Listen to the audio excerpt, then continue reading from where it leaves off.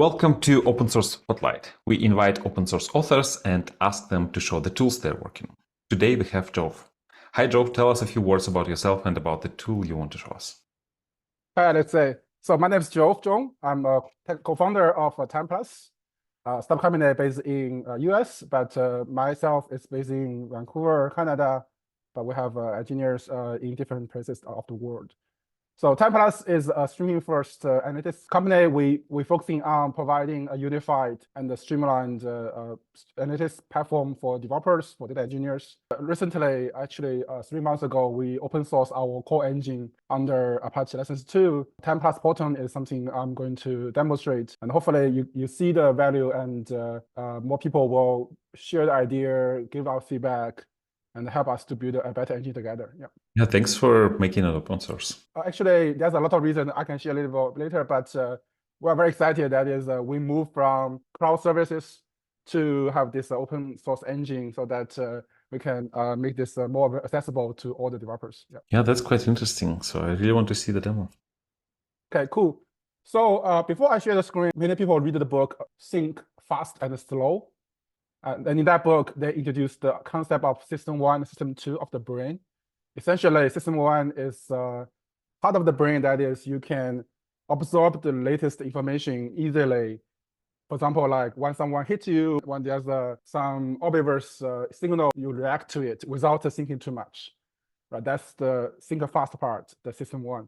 The system 2 is more about more analytical. You get a lot of knowledge. You think slowly but carefully. And the human, it's very common to combine the system 1, system 2 together. I've been in this data space for a long time. I think many of us focus a lot on the system 2. For example, databases, data warehouse, data lake. Those are more like system 2 because you gain a lot of data, or we call big data, right? The big data give us a good foundation for decision making.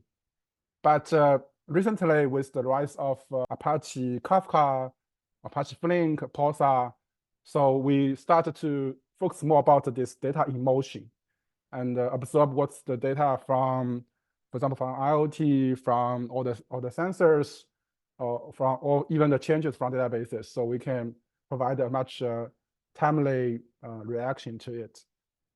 So this is started to build some real-time analytics or streaming analytics.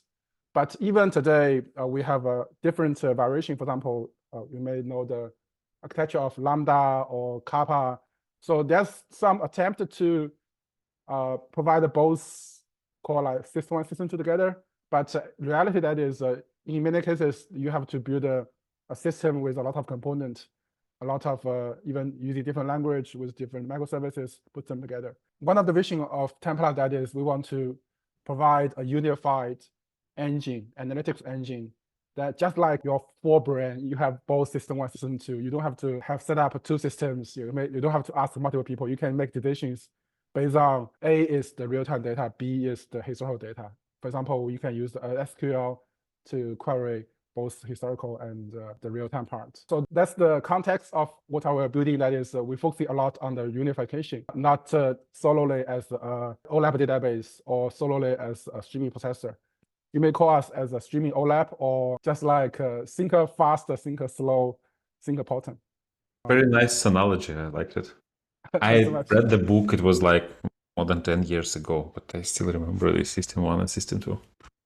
Yeah, I think that book was from 2011, but yeah, I mean, it's a very good book. Like it's very large. It's a very big book. All right, so this is our GitHub repository on the Timeplus.io/Proton. You can just go to this project to learn more details, but I'm not going to go over this into this. Let's jump into the demo, shall we? Let me show you how we query the real-time data and how we query the historical data. I set up a doc compose for our Data Talks episode today because I'm going to demo a lot of stuff. So there are multiple components, but and this Docker Compose is already in the repo, right? So in the Proton repo, you can go to the examples. So we have a lot, for example, like this awesome sensor log. I'm going to demo how to visualize the sensor from your phone as a chart. car sharing, CDC, all those stuff. So I just temporarily create a new folder to combine everything together, but you can get each separately. So go back to the .compose file. So I'm using car sharing event generator just to keep pushing data to Proton. And Proton will provide both single binary for Linux, for Mac, or you can just use as part of the Docker or Kubernetes. So, and we can open multiple ports. So it's very easy to get started with Proton. So I think it's already started. So let me connect to it. And so everything in Proton is stream. So similar to table to most databases. So what we are going to show demo is using the car lab data. So the interesting thing that is if you select from car lab data, so as you can see that is we just run a simple select star from the string name or table name, and you can see that is we actually this is a round robin query, or we call streaming query. So the idea that is every second that data generator container is able to send data to the Proton, simulating, for example, you might have multiple car on the street. The car, what's the current speed, whether they are stopped. For example, even you have certain revenue generation, how much revenue you generate every second, every minute. You can see that is this select star. It processes about 300 rows every second, and we show all the results. So this is a streaming query. But in the same time, if you wanted to check how many events in the past, you just do count. And you put a special function called table. Now, as you can see, that is we have, if I run this over time, you see different results. So this is we call system 2, right? The historical part. You can easily process data in the past, or you can process data in the real time. And you can even do some aggregations. For example, like I don't want to check all the current results. I want to see from now on how many events I get from the sensor. You can see I start get 200, then 10,000. So this is looking forward how many events I get. So it's total number of events, right? Or it's yeah. It's like from this query is started, number of events I accumulated. You can do all the regular aggregations, even like P99. By leveraging both historical data processing and the real-time processing, you can have a better chance to, for example, figure out, hey, for example, at this point, in which area your car doesn't meet the demand. For example, you are running something like Uber, right? So you might want to add more cars, or you might update your pricing strategy. And also, because we also access to the full historical data, you can also have a single query to determine, based on the historical patterns, what's the outline. I'll give you the other example that is, for example, if you are having a system to track where the person log in. Like, for example, usually the person logging from Pittsburgh, and then suddenly the person logging from New York. And we can have a single query to figure out, hey, this is the latest login event, but this is the common login city for the past, say, half year. And this is not in the list, then we can trigger alert. By combining this system 1 and system 2, as I said, this is really give you opportunity to simplify a lot of things and provide the right action based on both the new data and the old data. So this is a quick demo, but what is more interesting that is, for example, right now we already have this column data. I think I have a dashboard somewhere. So this is Grafana. We support multiple systems such as Grafana or Metabase. For example, this is the dashboard.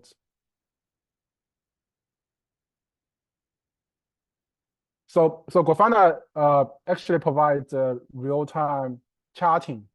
Not many API systems support that. So you can see that is there's no refresh button on this dashboard, right? And but you can see this is the current average location, and this is the car, all the car data, and you can see there's a nice movement where the car is moving, what's the current average speed. And if you check the query, for example, this one is as simple as this select average speed from the stream. And if I check the other one, this query works in the same way as the count query you showed, right? So this is the average speed from the time the query is executed till now. Yes, yes. We can even support like you can go back to a certain time. So I don't want to accumulate data from now. I want to starting from the beginning of the day or beginning of this month. Let's say if I want to have average over the last 5 minutes. So some sort of like window sliding. Yeah. You have good understanding about that. So for example, in that case, in the streaming world, there's some idea regarding different window functions. Right? For example, Tumble is a function for you to have fixed window. Say you want to say every 5 seconds, so that we can see the data more timely. And you need to group by say window start. I think this is what you would have with Prometheus, right? Yes, you can run aggregations and seems to work. Yeah. So it work. So Tumble is the like fixed window, but you can also have hopping windows, session windows, things like that. So we provide a very rich streaming processing capability. Some of your audience may know things like Flink.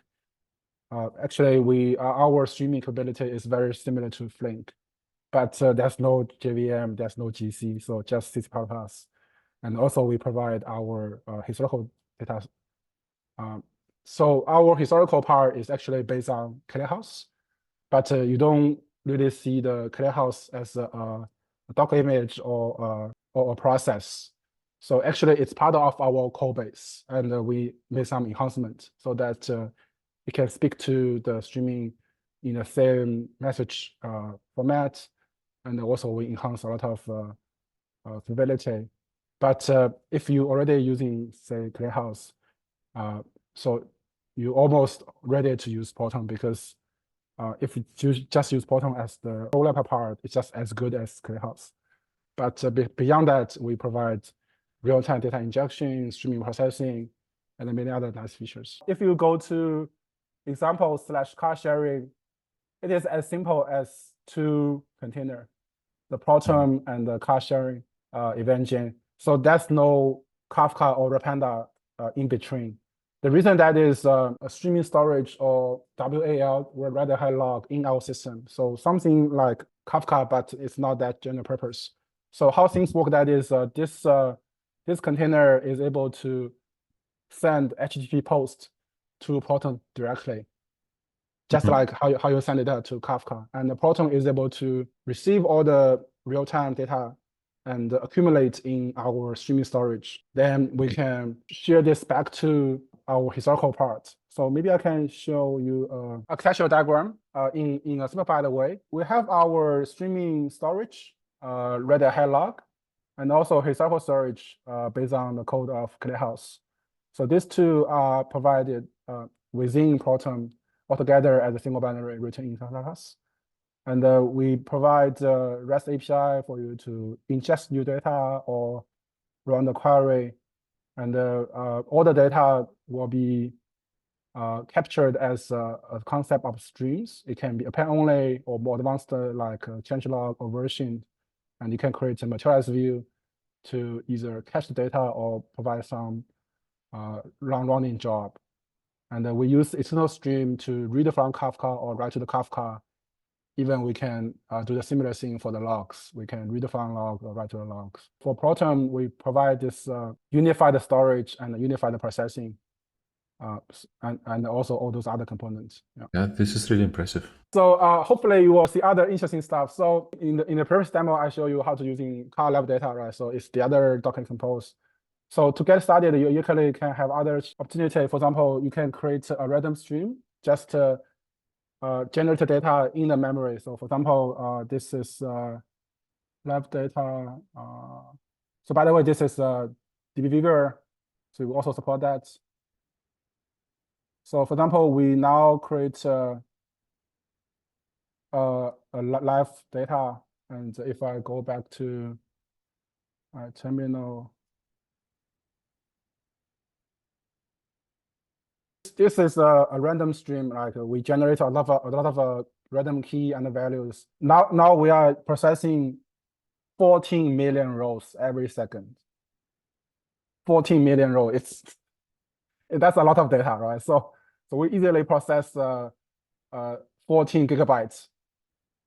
So this demonstrates how amazing Proton it is. We're really focusing on performance a lot, and we even support. I think I saw it in a diagram. You wrote it in C++. Yeah, super fast. We can access a lot of latest OS capability. For example, IOU ring, those are low-level stuff, which is not usually available for JVM. Also, we based on ClearHouse as the very efficient data storage, and they have very solid in engineering. But we also build our own stream storage and unified processor. For example, if I do some aggregations, right? So aggregation also require a lot of memories and processing power. So similarly, that is, we can get, this is 25 million rows to aggregate data easily. And if you create a new stream with a lot of keys, so this we call high cardinality problems, right? So in this case, we can efficiently process it. So the context of that is, if you are running your IoT use case or fintech use cases, sometimes the goodbye key, the key is have a lot of data. So for example, in this case, I think there's a million unique keys. So to goodbye data, you can naturally think that is you have to have multiple kind of temporary storage for every key. You have to accumulate the data. So it's really a very good test to see how you can optimize your system to support such a high cardinality. We support this very well. The other thing I want to demonstrate, just actually using my phone, is I'm using a mobile app called Sensor app. I will share the link later. And the interesting thing that is I built a dashboard, and I just press the button. So I'm rotating my phone. And when I rotating the phone, you can see all these three charts shows differently. I mean, there are some issues for this XYZ chart. So you can see this a little bit, but it will reset. But anyway, for the other two charts, you can see if I shake the phone, the data has changed. If I put this still, right? So it's different. So how things work, that is the awesome sensor is interesting. So this is also open source project. You can install on your iPhone or Android, and essentially it leverage all the sensor on your phone, for example, XYZ or the rotation, and you can push data out. And what I did, that is because Proton, as I mentioned, that is Proton also support HTTP post injection. So I can easily push the data to Proton, and we can leverage dashboards such as Grafana to visualize them. All right, so this is also the other interesting demo. The last demo I'm going to show is about the CDC. Rapanda is speak to the Kafka API. So it's we like Rapanda because it's also written in C++. It's very efficient, and also they provide very nice UI, the console. And we're using Debian as a system to do the CDC, the change data capture, to sync data coming from MySQL and send them to the Rapanda server.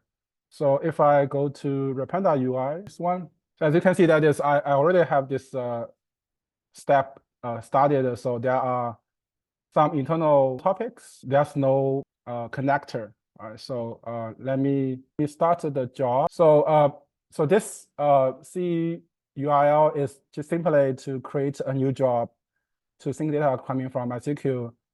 And if I run this and go back to the connector, as you can see, this is already there.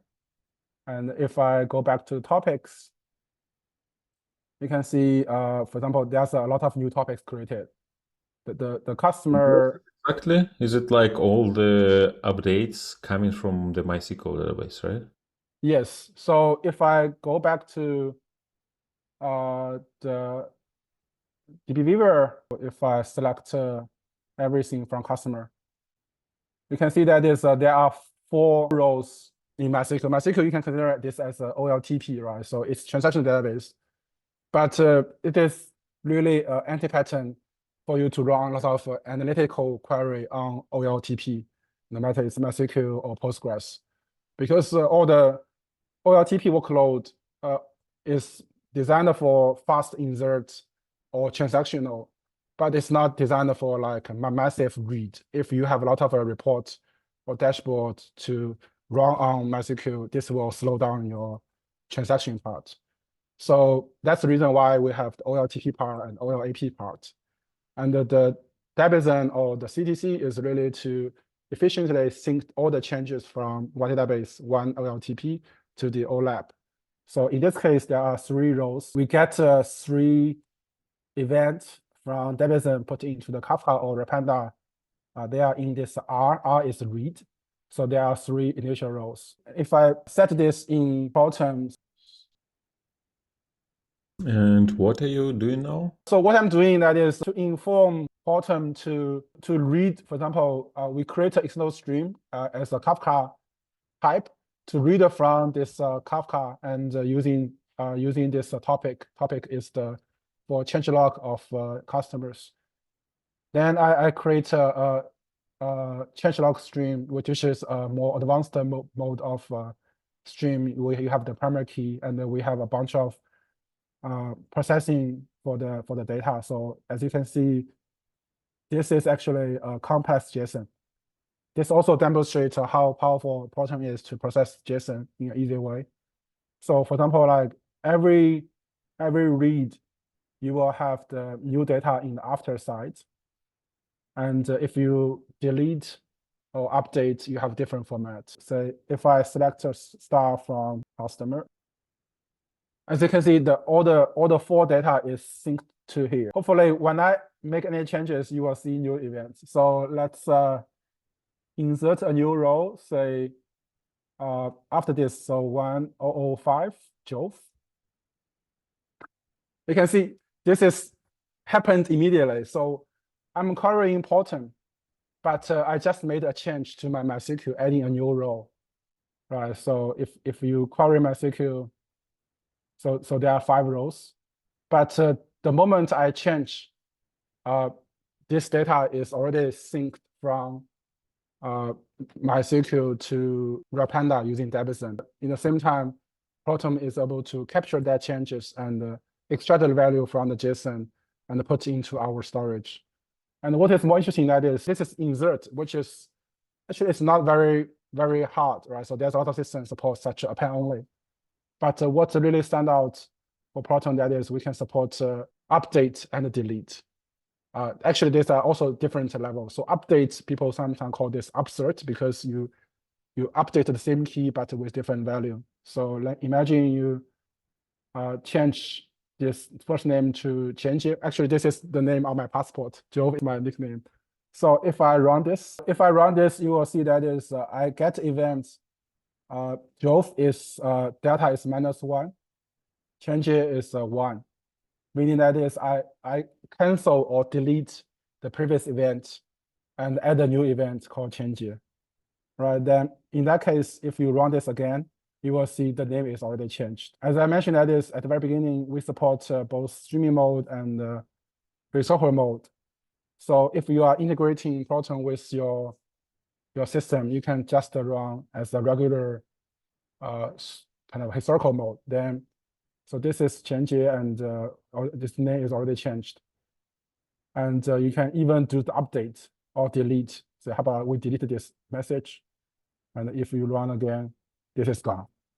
So you can see the value that is you can build a very powerful analytics in the real time without slow down your MySQL, because you can do all the insert update in MySQL, and all the analytics workload is never happened on MySQL. It's leveraging CDC technology like Debian, sent to Kafka, and eventually arrive on Proton. And the Proton can support, as I mentioned, that is 20 million rows a second, right? So you have a very good balance. That is, you can run a real-time or historical analysis in Proton without slow down your OLTP system. Yeah. And I imagine that like if you keep generating data for months and months and months, eventually for you doing these aggregates become difficult, right? Do you have some sort of like, how do you call it, retention mechanism when you delete the old data or move the old data to some sort of cold storage? Yeah. That's a very good question. So if we go to our documentation, so we do support the retention policy, right? So as I mentioned, that we have both the historical storage and the streaming storage. So for the streaming storage, you can set how many data I want to keep. Do you want to keep 1 GB or 10 GB, or every data in the streaming storage, how long this will consider as unnecessary to store? You can retire from streaming storage. And for the historical storage, you don't really have the chance to retention by size, because it will be very expensive. For example, like you mentioned that is you have a lot of data, then to calculate the accurate size on the historical side, it will be more expensive. So we only support time-based retention. So after 12 hours or after 12 months, you can remove them. So if you don't set the retention policy, it's as good as ClearHouse or many other OLAP. You accumulate all the data here in Proton. But if you more care about your recent data, Yeah, cool. So you don't need to do anything out of the box. You get the best performance because the data from the streaming storage is moved to ClickHouse. And when you do all these aggregates, actually, like most of the work is happening in ClickHouse, which is very good at aggregating, right? Yeah, like if exactly. you have a ton of historical data, I mean. Yeah. And then we also support tier storage. That is, the streaming storage and the historical storage naturally is on the same server, like SSD or EBS. But if you really care about, I want to keep all the data, but I don't want to pay the fee of SSD, you can configure our system to send data to S3 in a cheaper storage. If we don't have that data in the local kind of cache, we can load them from the S3 or other blob storage, object storage. You mentioned that you made it open source 3 months ago, but I imagine this is not what you wrote in these 3 months. So it looks like you put a lot of effort in this. So it's like it's an immense amount of work. So how old actually is Proton? Yeah. So we actually we worked for 2 years already. Right? 2 years. We really at the very beginning we really want to move very fast. So we feel like if we open everything, it's good, but we might not have enough time to take care of the community, and also we might make some mistake for sure, right? And we might change our API, our behavior, and we start from our cloud services. Actually, in March 2022, we have our first cloud offering. That is our feedback. Actually, after this 18 months effort, we open source it. And in the same time, as I mentioned, that is we actually really leverage ClearHouse as the solid OLAP foundation. But ClearHouse is not really focused a lot on the streaming today. So we added a lot of feature on that. And also we actually send some PR to them. So if you or your audience is familiar with ClearHouse, they also have the capability to read from Kafka. They call Kafka engine, but you have to put them in a local view, stuff like that. So we are introducing those, what I mentioned that is at the very beginning, those select counter star from the table. We introduce those streaming aggregation to ClearHouse, and the PR is being reviewed.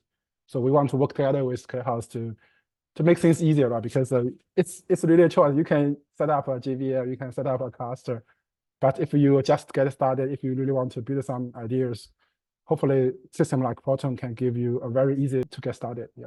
Do you accept contributions right now? Yeah, of course. So it's Apache 2, right? So everyone is welcome to send us PR, no matter as little as like README or a build enhancement, or if you really like high performance C++ development, feel free to check our ticket. So actually, we have all our sprint planning and the tickets and issues, all our GitHub, and you feel free to pick up some. And there's a lot of room we can improve. For example, our current build process may take almost 2 hours, but there's a lot of components. So how to reduce the time of CI, how to add more unit tests, how to add other advanced features. So that's all we are looking for. And all you need is to pick up some ticket and some, I think there's a CLA, contributor agreement. So it's a fairly straightforward process.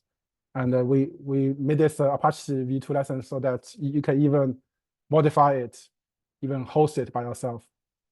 So we really want to make this as transparent as possible. And last question, do you have any advice to anyone who is watching this? Yes. So as I mentioned, that is the industrial has been focused a lot on the OLAP, on the data warehouse a lot. And if you want to build a real-time processing using Kafka, using Flink, there's more and more tools available. But with Proton, you get really a very unique opportunity to process both real-time data and historical data in a very simple way, as simple as a single binary. You can download as a binary, you can use in Docker, you can use it using Homebrew, and you can leverage all your existing skills such as Grafana or Metabase to build the entire data stack. But you don't have to worry too much regarding two different stacks using Lambda or have a lot of effort to coding by yourself. So this is really a very, to me, it's a very interesting attempt.